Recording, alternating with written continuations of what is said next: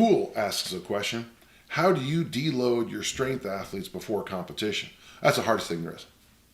I'm a big believer in something John Powell taught me, the great discus thrower. His coach, Richard Marks, Marks, real influence on throwing in America. He believed that your nervous system can only make so many adaptations.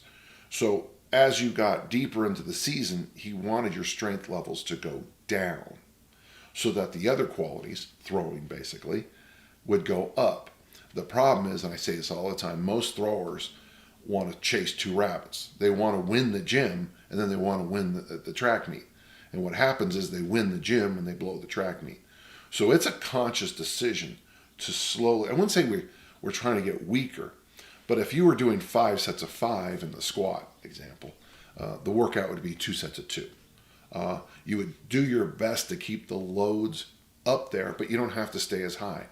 A few times in my career, I had the courage to just say, okay, I'm strong enough, and back off. Those always were my best track seasons. My senior year at Utah State, which is probably my second or third best year in my career. My best year would be 2004, 2008 maybe, which is weird because I was, almost 50. This is weird. But my senior year, I basically decided I was sick of the weight room.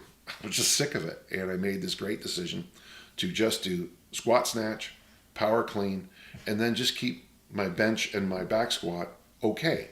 So I had read something that Alexiev said you only needed basically 10 kilos or 20 pounds more than your best clean and jerk, and that's what you would back squat. So at the time, I could clean and jerk easily 365. I think I didn't do 385 for another decade or so. 165 kilos, 175 kilos. So basically, I'd only use 175 kilos in the back squat, 385, and I only do a couple reps. And on the bench, I would train with the football players and basically use what they used. And no offense to them, but I was stronger. And what was nice is by easing off in the weight room, I'll give you the whole system right now. I had a 70% workout on Monday where I focused on more volume. And at the time, that would have been like sets of 5.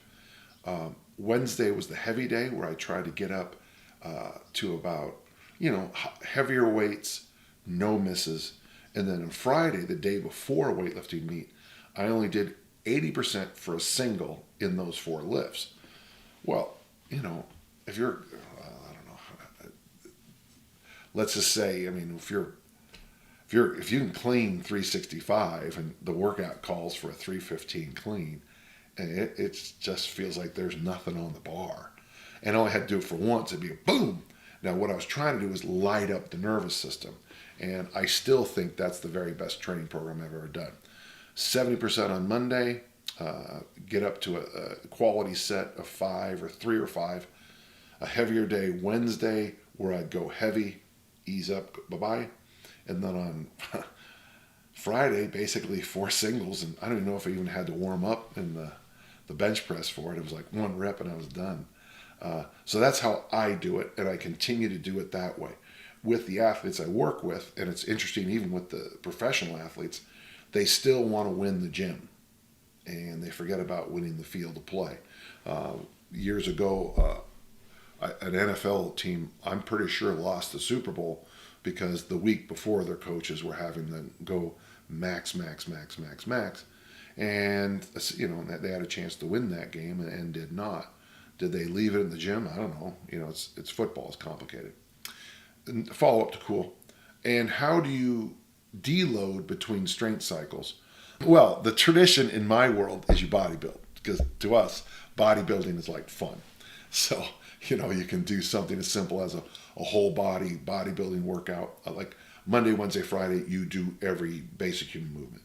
Or you can do it like a lot of the gym rats do it. There's a chest day, a leg day, and no one ever does the leg day, and a back day. But for us, it's basically bodybuilding. Having said that, most elite athletes can't deload. They can't do it. They can't deload. So what I've discovered in many coaches is off. You give them a week off. I don't want you going to your home gym. I don't want you going to your personal trainers. Don't get into a bench press contest with someone you've never met before. Just, go to an all-inclusive resort somewhere and, lay on a beach. That seems to be the best. Off is best for elite athletes because they can't turn that engine off. I'm not a big fan of Michael Jordan either way, but his all he ever wants to do is compete, and you're not going to have a guy like that deload in the gym. When I'm over there front squatting, he's going to want to show how strong he is. So deloading is the hardest thing you can do as a coach.